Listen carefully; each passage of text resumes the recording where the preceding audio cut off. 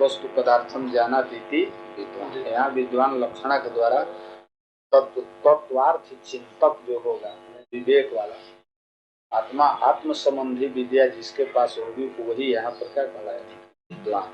आत्मा अनात्म विवेक ने फिर उनसे राजा को बुलाया था बाद में, तो लोग नहीं था किन में वो देने लगे ना, तो नहीं लिया। आगे हमारे पिताजी कहे कि बिना कुछ उपदेश किए को कभी नहीं गया। तो उपदेश देते गए पढ़ाते गए, अंत में जाके पूरा मिथिला का राज्य दे दिया। इसके बाद वो लिए होंगे या तो उनके संप्रदाय वाले किए होंगे। अपने तो लिख दिया कि प्रभव ब्राज, वो तो वहां से चले ही थे दोनों को बंटवारा करके। इसके बाद संन्यास ले, जब वहां से बंटवारा कर दिए धन दोनों पत्नियों में, इसके बाद अब कौन स्प्रिया थी। और पहले तो लेते उतरे ना, 100 गायों को कहा अपने शिष्य से हाँक ले चलो, तो गिरहस्थी थी ना, तो लोभ से थोड़े ले गए, वो तो शास्त्रार्थ में जीत करके ले गए। अब बाद में एक कौड़ी दिया। तो लोभ का अर्थ है, लोभ का मतलब कि उत्कट राग। अब जैसे कोई धन है तो धन की अभिक्षा तो सबको होती है। लोभ उसको कहते हैं कि न्याय नवा अन्याय नवा अर्थ विषयणी तृष्णा विशेष का नाम लोभ। लोभ ही अलग होता है। वो ये नहीं देखेगा कि न्याय से आ रहा है कि बेईमानी है कि घूसखोरी है कि चोरी है, जैसे मिले धन मिलना चाहिए। उसको धन का स्वरूप दिखाई देता है, उसकी पृष्ठभूमि नहीं दिखाई देती। और लोभ, वो लोभ जो है घात। अब पुरुषार्थ तो अर्थ है ना, अर्थ भी तो पुरुषार्थ ही है ना। तो न्याय नार्थ संचय करना धर्म। यदि न्याय और अर्थ संचय नहीं करता है, विद्वान हो तो पुरुषार्थात ही एक अर्थ रूप पुरुषार्थ से हीन हो जाए। उत्पन्न विरुद्ध है, लोभ को कह रहे हैं।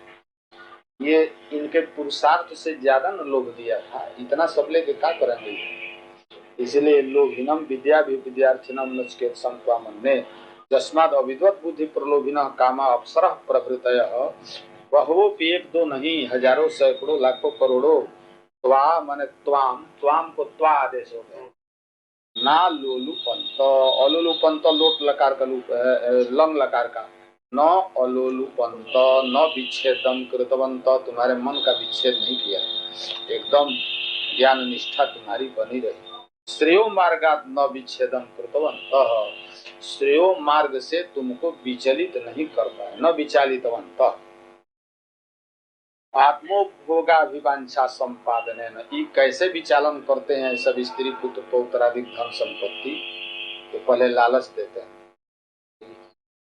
तो भोग्यो हम या भोग्यो हम मान गृहाण और मया भोगम कुरु, लालच देते हैं। जितनी वस्तु होती है ना भोग के साधन, तो मन में इच्छा पैदा करते हैं, क्यों नहीं इसको लेकर के उपभोग करें, क्यों नहीं रुपया चुरा करके ले चले और अपना महल बनवा करके रहे।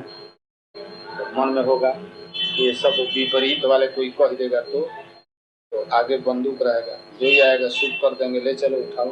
फिर कोर्ट कचहरी होगा तो दे देंगे लाखों 2 लाख। कोर्ट कचहरी में क्या करेंगे सब पुलिस दरोगा, दरोगा को देंगे 1 लाख 10-20 करोड़ है रुपया, 1 लाख इस दरोगा को काटेंगे, इस तरह कुछ को जज फंस सबको अनुकूल कर लेंगे, सब मुठिए में तो हमारा रहेगा सारा समय। इस प्रकार की भावना उसी समय उठती है जिस समय आदमी लक्ष्मी का मुंह देखता है, अवैध लक्ष्मी। सब अपने आप से कर करा करके तब उठा करके ले लेंगे। और लक्ष्मी जब दिखाई देती है तो कहें ले चलो हमको, क्या ताकते हो, बाबूजी हमको मारने लगेंगे डांटने लगेंगे, बाबूजी को शुभ कर देना। तो माता जी बुढ़िया को उठा के फेंक देना नदी में चली जाए, और ये ले चलो, इसके आगे क्या है। इस सारे बंधन जितने हैं धर्म के, उस सब मटिया मेट हो जाता है और वो व्यक्ति उसके तरफ बढ़ जाता है। यही कहलाता है कि धन संपत्ति जो है ना, वो लालच भीतर पैदा करती है। भाष्यकार लिखते हैं कायदे से, क्या लिखते हैं, न श्रेयो मार्गात न विच्छेदम कृतवंत केन द्वारेण विच्छेदम कुर्वन्ति आत्मभोगाभिवांछा संपादने न। आत्मपद माने वो काम वस्तु, तद विषयणी जा भोगेच्छा तस् संपादनम कुर्वन्ति में विषया। ये जितने विषय है वो स्व संबंधी वांछा को पैदा करते हैं लोभी लालची में। तो इतनी वस्तु जो है तुम्हारे हृदय में भोग की अभिकांक्षा नहीं पैदा किए, इसका मतलब कि तुम श्रेयो मार्गस्थ में अभिचलित हो, श्रेयो मार्गस्थ हो। अतः विद्यार्थिनम श्रेयो भाजिनम मन्ने इति अभिप्राय हो गया जी। अब आगे चलिए 5वां, अविद्यायामंतरे वर्तमान। अविद्या का दोष दे रहे हैं कि अविद्या में फंसे नहीं आदमी। अविद्यायामंतरे वर्तमाना स्वयं धीरा पंडितम मन्यमाना दंद्रमिमाणा पर्यन्ति मूढ़ा अंधे नैव नियमाना जथान्धा। मुंडक में भी है का इसलिए हो सकता है थोड़ा सा अलग। जेतु संसार भाजना संसारम संसारे एव भाजनम पात्रम अथवा संसार से भाजनम इति संसार भाजना नहीं हो। संसारम भाजनम पात्रम जेसान्ते इति संसार भाजनम और संसारम भाजयन्ति वा जेते इति संसार भाजना का भाजी धातु से नंदी ग्रही बचा दी लू नीन से लू लू करिए लीनी कीजिए लू करेंगे तो बनेगा संसार भाजना। संसार भाज अर्थ जो संसारी पुरुष है ते संसार भाजना। संसार भाग जह पुरुष संसार भाज जे पुरुषा ते अविद्यायाम अंतरे मध्य घनीभूते इव तमस वर्तमान। वो कैसे रहते हैं जैसे घोर भादों के अंधेरी रात में बादल लगा हो घनघटा घेरी हुई हो और घोर अंधकार में कोई व्यक्ति खड़ा है, अपना भी हाथ पैर उसको दिखाई नहीं दे, वही जरा सी प्रकाश की रेखा नक्षत्र चंद्र इत्यादि सब बादल में ढक है, हाथ पर हाथ नहीं दिखाई देता है, उसको कहें घना अंधकार निबिड़ा अंधकार। तो घनीभूते इव तमसी मानो तम क्या है जम सा गया है। घनीभूत का मतलब घनत्वम प्राप्तम तम, थोड़ा तम रहेगा ना हल्का अंधकार का। अब परत दर परत मानो तम क्या हो गया है जम गया है, जल के तरह जम गया है, डल झील जैसे जम गया है। घनीभूते इव तमसी तन मध्य अविद्या क्या चीज है घनीभूत अंधकार के तरह अविद्या है। अविद्यायाम घनीभूत एवं तमसी मध्य अंतरे मध्य वर्तमान, उसके मध्य में वर्तमान है। का मध्य में वर्तमान है तो कूद के निकल जाएगा। किसी तम में है, तम में विद्यमान है तो तम में से निकल करके चला गया दूसरी जगह। कमरे के भीतर अंधेरे कमरे में है, प्रकाश कर लिया तो प्रकाश कहाँ से पाएगा। आप खोल करके दरवाजा बाहर निकल गए का बाहर नहीं निकल सकता। यहाँ वर्तमाना का अर्थ है बेस्ट माना इत्यर्थ है। उसमें चारों तरफ से अज्ञान लिपट गया है। किसमें? उसके आत्मा। अविद्या कहाँ रहेगी? आत्मा। अथवा अविद्या कर्म है तो कर्म तो नष्ट हो गया, कर्मजन्य संस्कार क्या हुआ? रह गया। किसमें? आत्मा। उस कर्मजन्य संस्कार से आविष्ट हो गया है, लिप्त हो गया है। समवाय न संस्कार उसमें विद्यमान है अथवा तादात्म्य न अविद्याजन्य संस्कार उसके भीतर विद्यमान है या मिश्रित हो गया है। उसको कितना भी परिश्रम करेगा तभी छोड़ नहीं पाएगा। ये वेस्ट माना से किसी कपड़े से किसी चीज को बांध दे, बिना विज्ञान से वो शिथिलीकरण उसका नहीं हो सकता। विज्ञान होगा तो भिद्यन्ते सर्वकर्माणि छिद्यन्ते चास्य कर्माणि, तब उसमें शिथिली भाव हो। कर्म के संस्कार आत्मा में विद्यमान है, आत्मा के भीतर तादात्म्य न विद्यमान है। तो कर्मजन्य संस्कार आत्मा में विद्यमान है। जैनिया यहाँ पर कहते हैं कि कर्मजन्य संस्कार आत्मा में विद्यमान है। जो सारी दुनिया कहती है कर्मजन्य संस्कार आत्मा में समवाय न विद्यमान है। आत्मा का रूप उसी तरह से और उसमें समवाय न संस्कार अवस्थित है। वो सब कहते हैं कि आत्मा सावयव है, अवयवान है, उपचय अपचय वाला है, बड़ा होता है छोटा होता है। जैसे बलाडर है ना गेंद का भीतर, क्या उसको बोलते हैं? ट्यूब। ट्यूब बोलते हैं ट्यूब। ट्यूब उसमें हवा भर दीजिए तो फूल गया, हवा निकाल दीजिए तो पचक गया। उसी तरह से आत्मा है। आत्मा में कर्मजन्य संस्कार उसके अवयवों में घुस गया। जैसे मूर्ति उर्ति में जंग लग जाए तो कर्मजन्य जो पूदगल है संस्कार उसके कहाँ घुस गया? आत्मा के अवयवों में घुस प्रविष्ट हो गया। तो जैसे हल्की चीज है और मिट्टी में डाल दीजिए, गंदी हो गई तो भारी न हो जाएगा। तो आत्मा भारी हो गया। भारी हो गया तो कहाँ गया? अधोगमन करता है, तो तत्स्वर्ग नरकादियों में जाता है। जैसे तुम्बी है, कितनी हल्की है, जल से भर दीजिए, ईंटा उसके भीतर डाल दीजिए, गच्छ से नीचे चली जाएगी। पानी निकाल दीजिए तो ऊपर चली जाएगी, जल तुम्बी न्याय। उसको शिथिल करते हैं। संस्कार है किंतु सावयव आत्मा यदि मानेंगे तो अनित्य होगा। तो अन्य जो दार्शनिक आत्मा को नित्य मानने वाले, उनका कथन है कि संस्कार तो है ही है, उसमें आत्मा में है, आत्मा में है। फिर भी आत्मा क्या है? शुद्ध हो सकता है। संस्कार नष्ट हो गए, एक विंश दुख ध्वंस, आत्मा जस का तस विद्यमान है, निरवयव आत्मा। वेदांत कहता है कि नहीं जी, आत्मा निरवय, उसके साथ इस संस्कार को काहे जोड़ रखे हो? ये संस्कार मन है। तो हम संस्कारवान, हम स्मृतिमान कैसे प्रतीति होती है? मन का अभ्यास किसमें हो गया? आत्मा। मन बिल्कुल शुद्ध है। न्याय में तो उसका ध्वंसो करना पड़ता है। यहाँ संसर्गे नहीं है संस्कार, आत्मा के साथ संस्कार का संसर्ग भी नहीं है। मन अध्यारोपित संबंध है उसके, एक अंतर है। जैनी सब क्या करते हैं? निर्जरा उनके यहाँ होता है। निर्जरा बहुत कठिन तप करते हैं, तप्त शिलारोहण, एक एक बाल नोचते हैं, कृच्छ व्रत करेंगे। तो इसीलिए कि तप से आत्मा में जो भीतर कर्मजन्य संस्कार है ना, पिघल पिघल करके निकल जाए। जैसे कोई मूर्ति है, उसके भीतर जंग लग गया, अग्नि में डाल दीजिए, अग्नि भीतर जा करके जला करके शुद्ध कर। कठिन तप है ये, समझे ना? लेकिन यहाँ सावयव आत्मा नहीं है, निरवय। फिर भी संस्कार के द्वारा वेष्टित है, भाष्यकार लिख रहे हैं।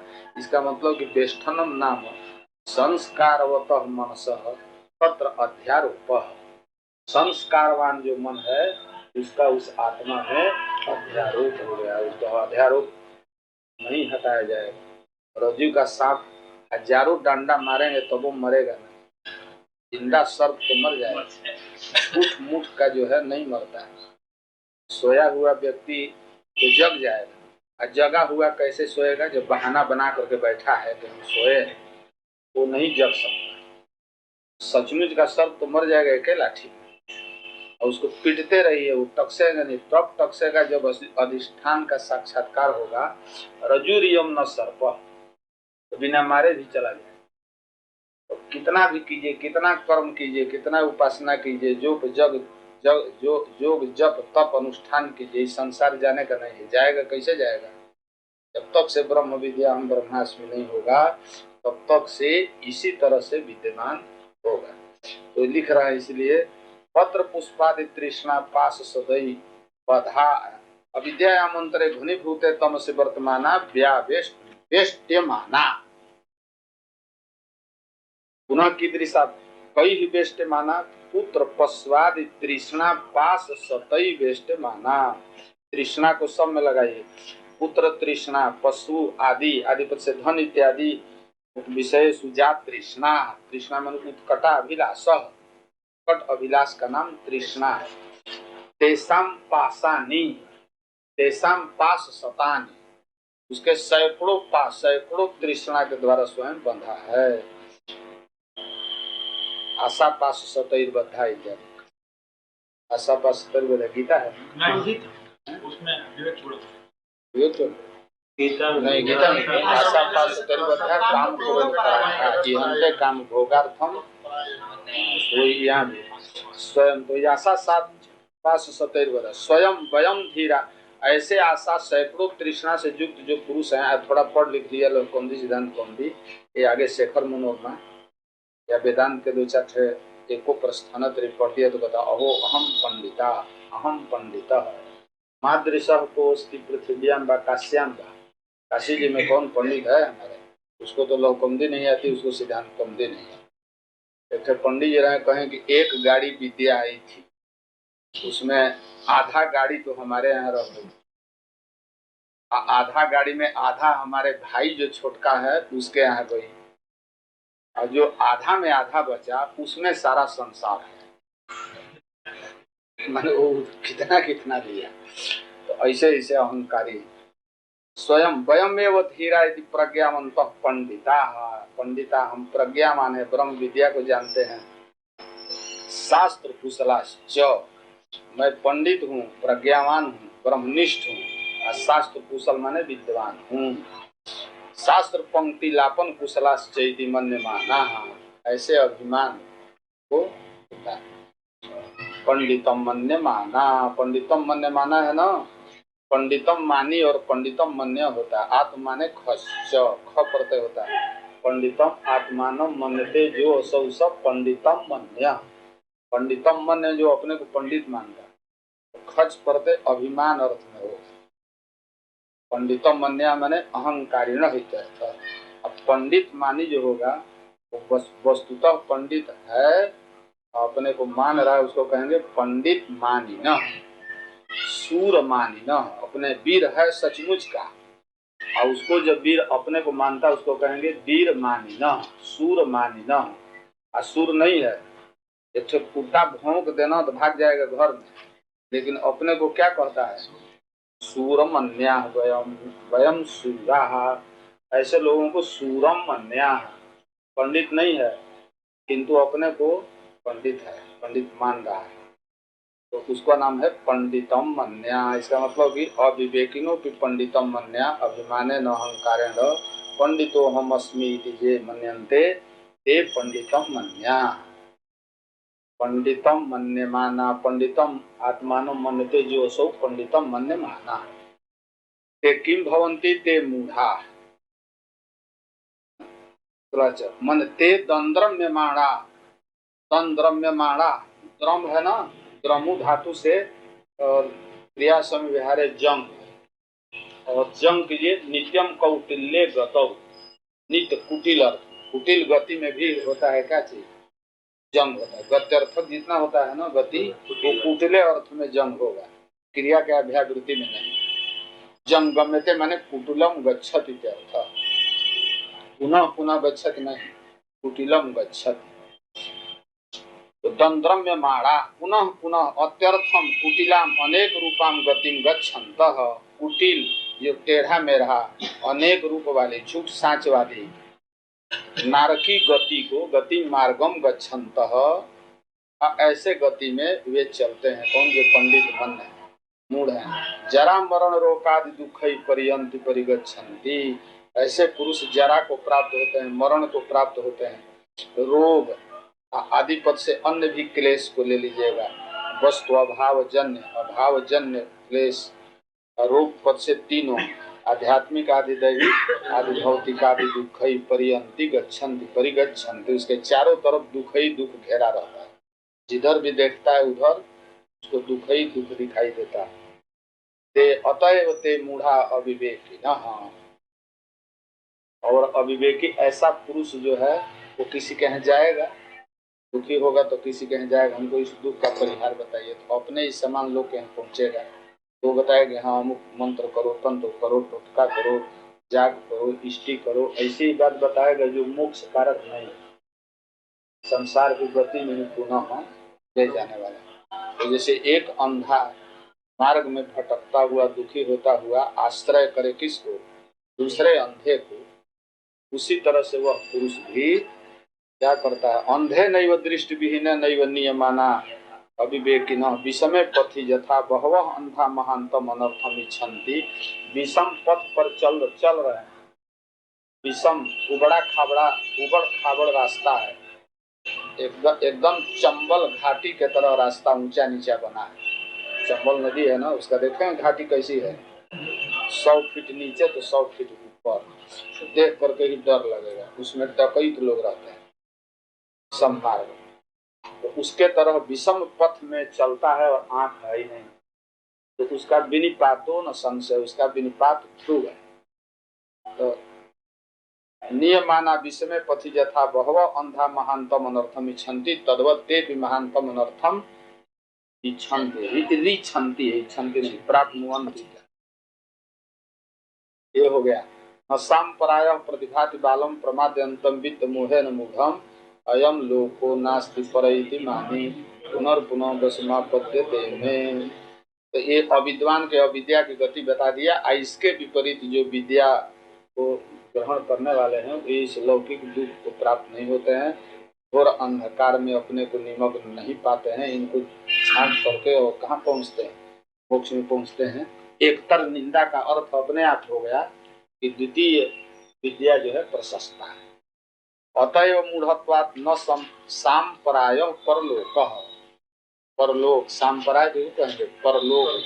परलोक माने मरणांतरे भी आत्मा अस्ति इत्येवं भावः परलोक। बालम प्रमाद्यन्तं वित्त मोहेन मूढ़म अविद्वांसं बालम अज्ञानिनम सांपरायः न प्रतिभाति सांपरायः न प्रतिभाति। अतएव मूढ़त्वादेव न सांपरायः प्रतिभाति। कम न प्रतिभाति बालम अज्ञानिनम अविद्यायाम वर्तमानम। संपराय का अर्थ लिखते हैं संपरेयते इति संपरायः।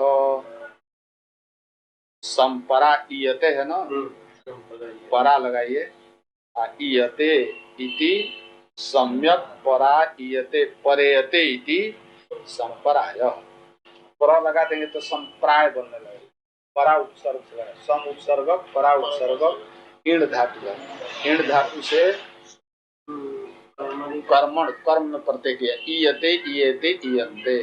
सम्यक परा ईयते जो असौ ईयते गम्यते प्राप्यते स संप्रायः। सम्यक परा ईयते इति संप्रायः। अच्छी तरह से जो प्राप्त किया जा सके पुण्य के द्वारा वो संपरायः परलोक। परलोक है। सौ परलोक तत्प्राप्ति प्रयोजन साधन विशेष शास्त्रीय सांपराय। संपराय तो हो गया परलोक और संपराये साधु व भवः वा जातो वा शैशिष अण कीजिए शेष में अण प्रागदिवितीयो अण जाता है शेष में। तत्र भव तत्र जाता में अण किया आदि एच की वृद्धि हो गई तो क्या हो गया सांपराय। सांपराय शब्द का क्या अर्थ हुआ? संपराय परलोक संबंधी जो साधन विशेष है वही सांपराय। तत्प्राप्ति प्रयोजन साधन विशेष शास्त्रीय सांपराय। उसके प्राप्ति का प्रयोजन प्राप्ति प्रयोजक जो सब प्राप्ति प्रयोजन प्राप्ति साधन साधन विशेष।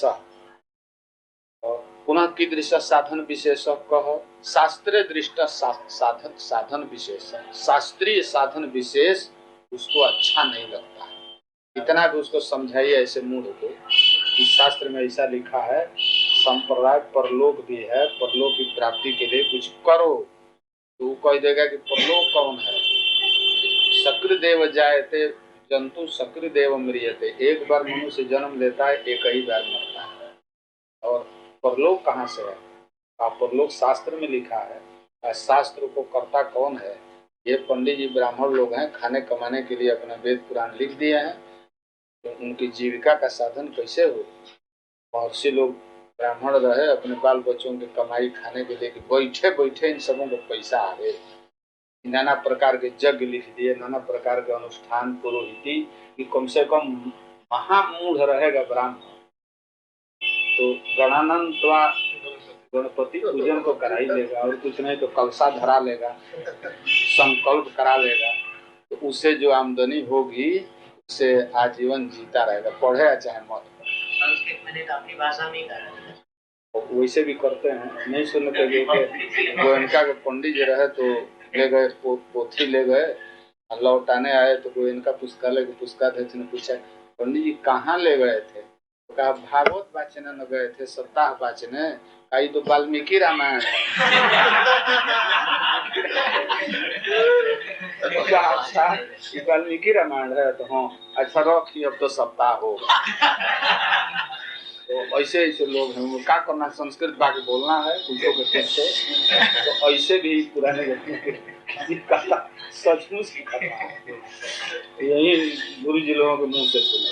कोई पंडित रहे, देहाती पंडित रहे। ये सुखानंद जी भी को बताते हैं गोस्वामी जी की ये व्याकरण का था, तर्क संग्रह के ले जाकर सब लिख कर आए थे। तर्क संग्रह का बोले घंटे गाइड तर्क संग्रह को याद किए तो वही लिख कर आए। तो वही तो है, जो ही है। तो भागवत की जगह वाल्मीकि सुना है। तो अनादि काल से चला आ रहा है, आज थोड़े चला आ रहा है। तो ये वो सब धूर्त कहेंगे कि ये सब ब्राह्मणों का अपना इंतजाम है, अपने संप्रदाय के लिए जो है कर दिए हैं ये। तो उस साधन को कौन करे? संपराय परलोक पर ही उनको विश्वास है। परलोक एवं नास्त्येत, परलोक साधने का श्रद्धा। इसलिए अविवेकी जो है उसको लिख रहे हैं शास्त्रीय संपराय साधन विशेष न प्रतिभाति सच सांपराय बालम अविवेकिनम प्रति न भाति न प्रकाशते। उसको समझ में नहीं आता है कि परलोक भी कोई चीज है, नहीं डरता। न भाति न प्रकाशते नोपतिष्ठते, उसको उपस्थित नहीं है। प्रमाद्यंतम प्रमादम कुर्वन्तम, प्रोत्सर्गम माद साधि, माद धातु मधि हर्ष अर्थ में। प्रमाद्यत प्रमाद्यत प्रमाद्यंत सत्री प्रत्यय, प्रमाद्यंतम प्रमादम कुर्वन्तम। क्या प्रमाद है? आत्मविच्युति प्रमाद। प्रमाद माने भूल। तो जन्म लिया है, अपना पुत्र पौत्र खेती गृहस्थी कुल संभाल रहा है, कर्म कांड करा रहा है, जग जगादि कर रहा है, करा रहा है, दान दे रहा है, दान ले रहा है, तो प्रमाद किस बात कीजिए? प्रमाद तो भूल न होता है। शास्त्रीय कर्मानुसार वर्णाश्रम व्यवस्था के अनुसार अपना कर्म कर रहा है, कर्म करते करते मर भी गया, तब यथावत एक भी उसने अशास्त्रीय कर्म नहीं किया। उसको प्रमादी कहेंगे कि अप्रमादी कहेंगे? तो ज्ञान की भाषा में कहा जाएगा कि वो प्रमादी है। क्या प्रमाद उसने किया? प्रमाद क्या किया? शास्त्रानुसार किया कि शास्त्र प्रमाद माने विच्युति, आत्मभावात विच्युति, आत्मा को भूल गया, आत्मा को भूल गया। अनात्मानम आश्रित सर्वाणि कर्माणि संपादयति, कम प्रमाद है। सबको खिला पिला लिया, माता पिता को भूल गया, तो सब काम किया, और जिसके बल से सब कर्म कर रहा था, जिसके सामर्थ्य से देख रहा था, सुन रहा था, मन का संचालन किया, तो उसको मूल वस्तु को ये आत्मविच्युति होगी। अर्थात अनात्मा में आत्मबुद्धि और आत्मा में अनात्म बुद्धि अथवा अभाव बुद्धि। नास्ति आत्मा अस्ति आत्मा तरी शरीरम एवं आत्मा, मन एवं आत्मा, इंद्रियान एवं आत्मा।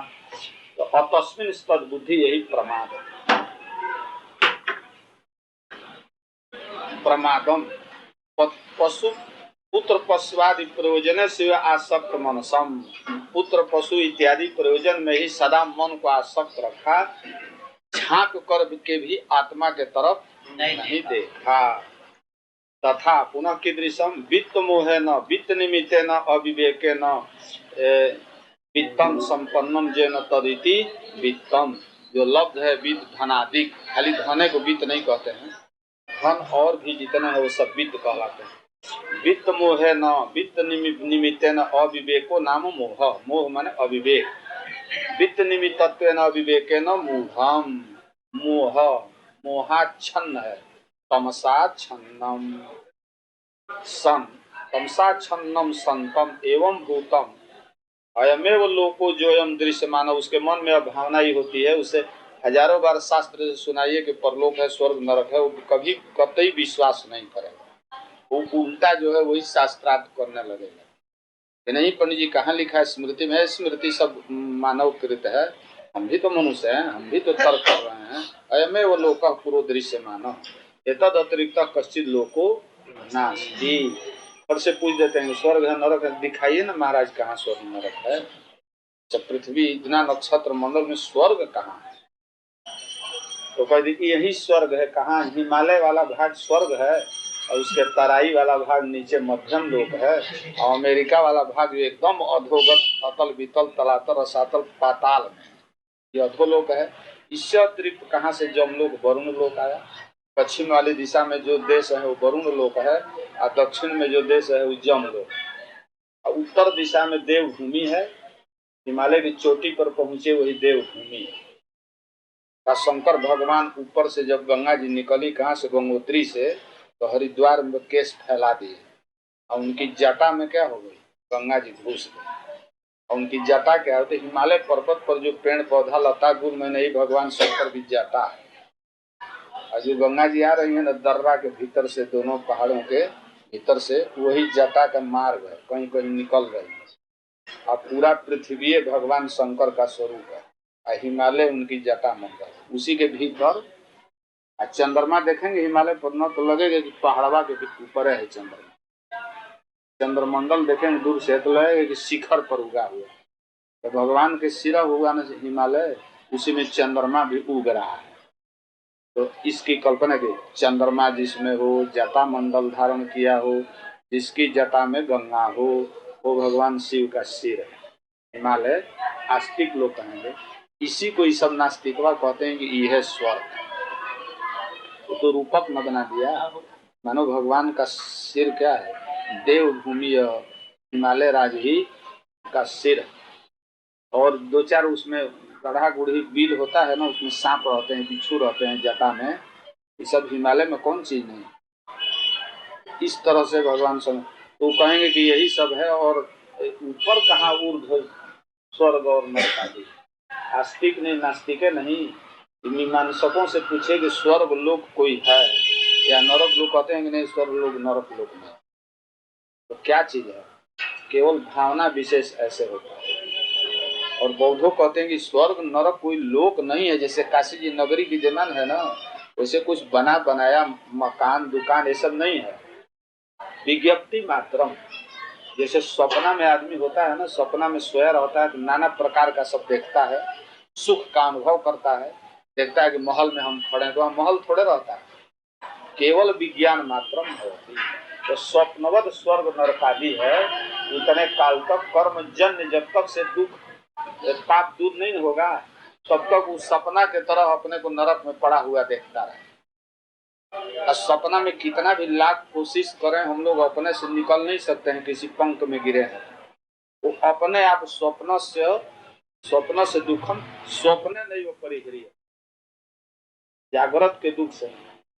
ऐसा वो लोग भी कहते हैं कि भगवत पाद ब्रह्मसूत्र शंकर भाष्य में वहाँ निर्णित किए हैं कि नहीं, श्रुति स्मृति इतिहास पुराण से जैसे ये लोग है ना, मर्द लोग प्रत्यक्ष दृष्ट है, वैसे देवता लोग विग्रहधारी हैं। देवता अधिकरण निर्णित किया है ना, उपपद्यते च उपलब्धते च सूत्र पर, आलोक लोकांतर भी प्रसिद्ध है, इतिहास पुराण श्रुति में कहा है। तो दोनों पक्ष है। हाँ,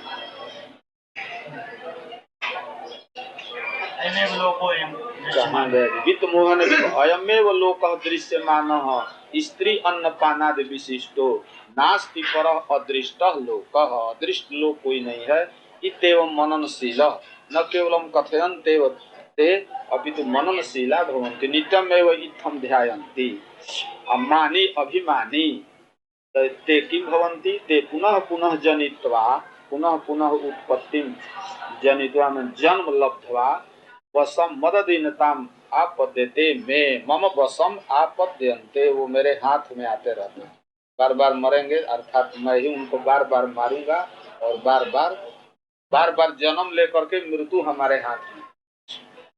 मम जरण मरणादि लक्षण दुख प्रबंधारूढ़ एवं भवती इत्यर्थ। वे लोग बार बार जन्म मरण के चक्र प्रबंध परंपरा तन रूढ़ तन मधुपतित एवं भवन्ति प्रायण एवं विध एवं लोक। प्रायण माने 80% जो है या 90-99 कहिए, इसी प्रकार के लोग मिलते हैं। कोई एकाध जो है सैकड़े चित्रा एवं जना पश्चिदेव धीर प्रत्यगात्मान मैक्षत समृद्ध चक्षु अमृतत्व। श्रुति भी कश्चित एक वचन बोल रही, कोई ही पुरुष जो है अमृतत्वम इच्छुक है, अमृतत्व का कामना करने वाला, और इस प्रकार के भूतानि विचित्र विचित्र धीरः मुक्तो भवति इत्यर्थः। यह चेत अवेदित अथ सत्यमस्ति, नो चेत अवेदित महति विनष्टि। इसी करना है। कश्चिदेव धीरः प्रत्यगात्मान ऐच्छत् संवृत चक्षु चक्षुरिति इंद्रियम इंद्रियद्वारम अपावृत्य इंद्रियद्वारम निरुध्य अमृतत्वमिच्छन् कश्चिदेव धीरं भवति। हो गया ना? बस कर इसको ना, पूरा हो गया। एवं विधा लोकः। अब 2-3 श्लोक और प्रशंसा करेंगे ब्रह्म विद्या। अभी तो उनकी प्रशंसा कर रहे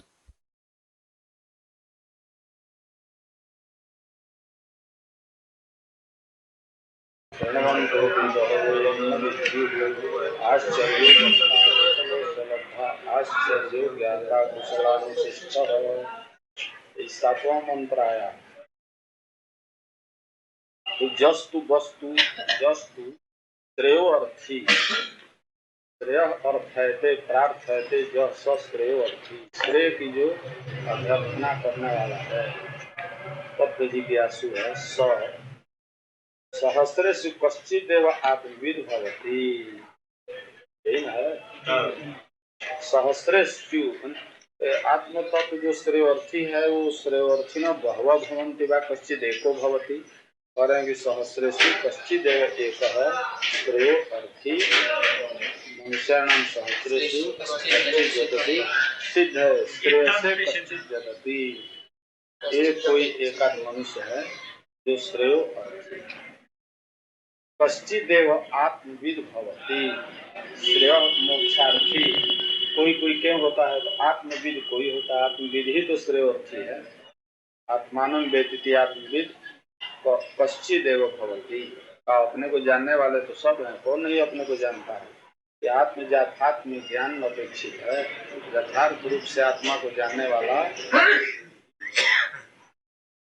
कीदृशः स त्वद्विदः। तुम्हारे जैसा कोई कोई ही आत्म तत्वविद श्रेयोर्थी है।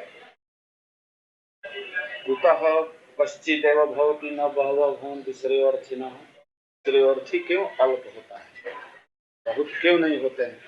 का हेतु है यस्मात् श्रवणायापि श्रवणार्थम श्रोतुमपि यो न लभ्यः आत्मा बहुभिरनेकैः। इसलिए श्रवणायापि श्रोतुमपि श्रवणायापि श्रवणम श्रवणाया बन गया है। श्रवणाय चतुर्थी श्रवणाय श्रवणार्थम। श्रवणार्थम मतलब सुनने के लिए भी कोई कोई उपलब्ध। कोई आत्मा को सुनना ही नहीं चाहता। आत्मा को बिना सुने कोई धर्म अर्थ काम मोक्ष की छोड़िए, धर्म अर्थ काम तीनों अब अनवरुद्ध हैं। तीनों का विघात आत्मा को सुनने बिना चल जाता है काम। तो बस श्रोतुमपि जो न लभ्य है आत्मा बहुभिरनेकैः। श्रोत विषय भूतो विनाशति बहुनाम, श्रवण विषयो विनाशति बहुनाम कृते। बहुत जो है वो श्रवण करना भी उनके लिए दुर्लभ है। पहले तो श्रोता दुर्लभ, इसका मतलब श्रोता बहुत कम है। इसको सुनाइए भी तो उनको इसमें निष्प्रयोजनता मालूम होती है। आत्मा को जान करके क्या करेंगे? आत्मा तो जानिए रहे हैं, मोटा है, पतला है, ब्राह्मण है, क्षत्रिय है। ऐ सब धर्म अर्थ काम में इसी की जरूरत पड़ती है। धर्मार्थ शरीरावच्छिन्न शरीर रूप आत्मा की जरूरत है। अर्थ के लिए भी उसी की जरूरत है। शुद्ध बुद्ध मुक्त स्वरूप आत्मा न धर्माय न कामाय न अर्थाय। तस्मात् श्रवणायापि बहुभी मनुजैः अनेकैः न लभ्यः। और कदाचित केचित् शृण्वन्त्यपि शृण्वन्तोऽपि बहवः अनेके जे अन्य जम आत्मानं न विदुः। कुछ लोग सुनते तो हैं, मान लीजिए कि 100 सहस्त्र में 1000 में 100 लोग सुनने वाले मिल जाए, 50 लोग सुनने वाले मिल जाए, तो उनमें जानकार बहुत कम हो। कश्चन मां वेत्ति तत्त्वतः न विद्युः न विदन्ति। क्यों सुनने वाले क्यों नहीं जानते हैं? इसलिए उन सुनने वालों में से दो प्रकार, एक है शुद्ध सत्व वाले और एक है अशुद्ध सत्व वाले। तो शुद्ध सत्व शुद्धांतःकरण वाले जब सुनते हैं तो यथावत अधिगति होती है, और जो अशुद्धांतःकरण वाले हैं वो सुनते हैं तो कुछ का कुछ अनर्थ हो जाता है। पढ़ने वाले में भी केचित अर्थ ही युज्यन्ते केचित अर्थ ही न युज्यन्ते समानायामपि अधिमानान्।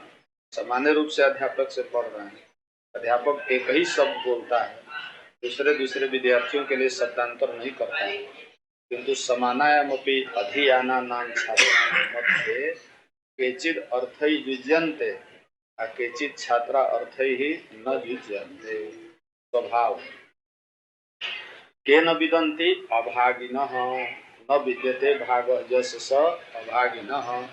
अभाग्यवन्तः इत्यर्थः, उनके भाग में लिखा नहीं।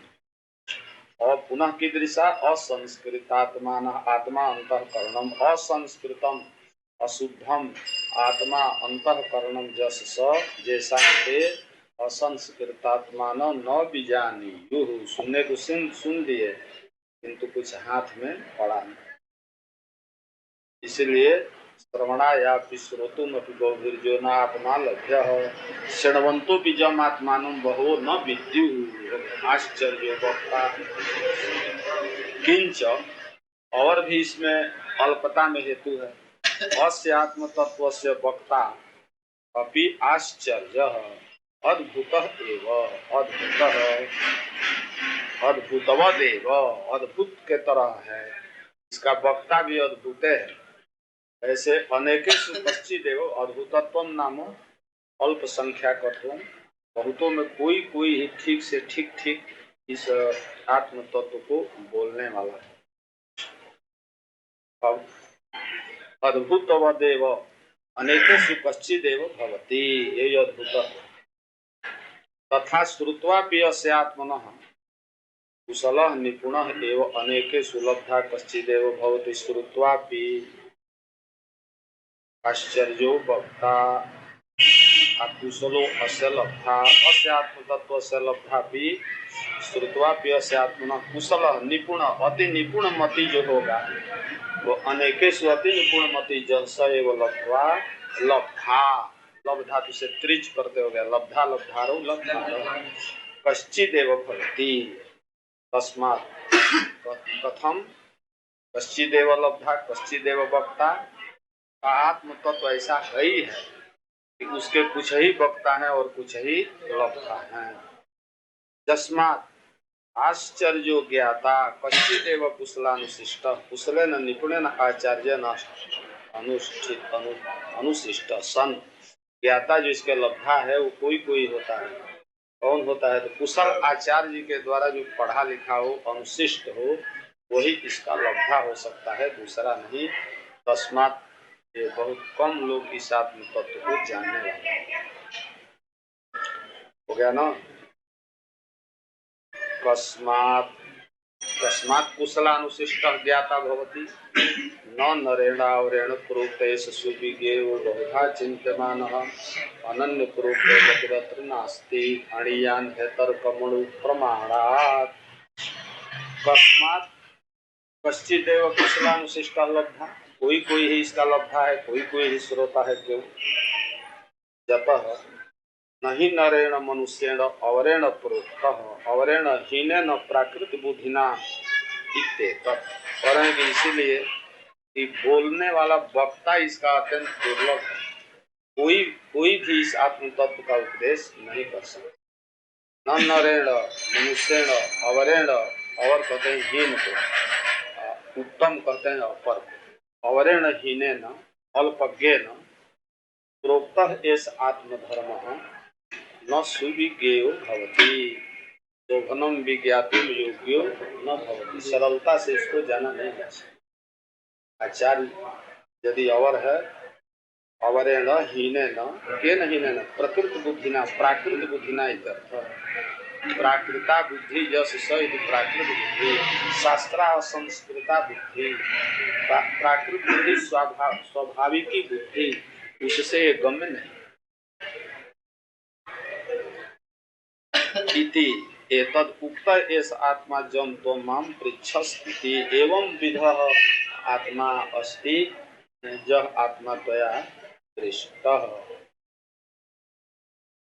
न सुविज्ञो बहुधा चिंतमानोपि न सुविज्ञेयः न सुष्ठु शोभनम सम्यक विज्ञो विज्ञातुं शक्यः यस्मात् बहुधा अस्ति नास्ति कर्ता कर्ता शुद्धो शुद्धेति अनेकधा चिंतमानो बाधभिः कथम न सुविज्ञ एष आत्मा जतः बाधभिः बहुधा चिंतमानो बहु प्रकारेण चिंतमान इति बहुधा चिंतमान का ही अर्थ करना होगा। इन्हें कि बहुत चिंतन करने पर भी अर्थ नहीं करना है।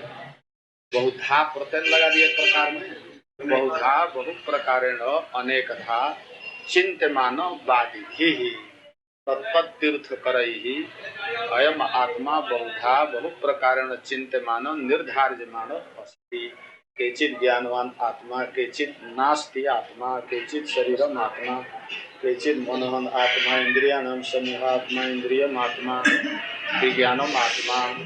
ये सब अनेक प्रकार के वादियों की भी उत्पत्ति है। इसमें कैसे निर्णय करेंगे? सुन लेंगे तो सोचेंगे हमने न्याय का आत्मा सुना कि मीमांसा के आत्मा सुना कि चरवा के आत्मा सुना कि वेदांती का आत्मा सुना तो बहुधा अनेकधा कैसे बहुधा अस्ति कोई कहता अस्ति आत्मा अस्ति और बौद्ध कहते हैं नास्ति कोई कहता है करता है न्यायी कहता है करता है और सांख्य कहता है करता नहीं है खाली भोग लगाता है भोगता है। तो भोग करने वाला है करने वाली तो प्रकृति है। ये न्याय विरुद्ध है कमाने वाला न खाएगा करता नहीं है तो भोगता कैसा? भोक्तृत्व अपि कर्तृत्व में वो भोग कर्तृत्व कर्तृत्व निषेधता भोक्तृत्व अपि सांख्येन निषिद्धम। आत्मा में कर्तृत्व नहीं है क्या है? भोक्तृत्व भोक्तृत्व नामो भोग कर्तृत्व का नहीं भोग कर्तृत्व भोग नहीं है केवल प्रकाश कर देना ही वहाँ भोक्तृत्व। शुद्ध कोई कहता है शुद्ध बुद्ध मुक्त स्वरूप है कोई कहता है अशुद्ध है अशुद्ध माने तादृश ज्ञान संस्कार इच्छा द्वेष आदि से संस्कार से युक्त है इत्यादि अनेकधा अनेक प्रकारों ने चिंतमान बाद भी तस्मादयम न सुविज्ञेयः। ठीक ठीक इसका ज्ञान असंभव है। प्रथम असंभव अवरेणहीन प्राकृत बुद्धिना मनुष्येण आचार्येण वा प्रोक्ते सति एष सुविज्ञो नास्ति येन तर्हि सुविज्ञेयः कुशलेन आचार्येण शास्त्रा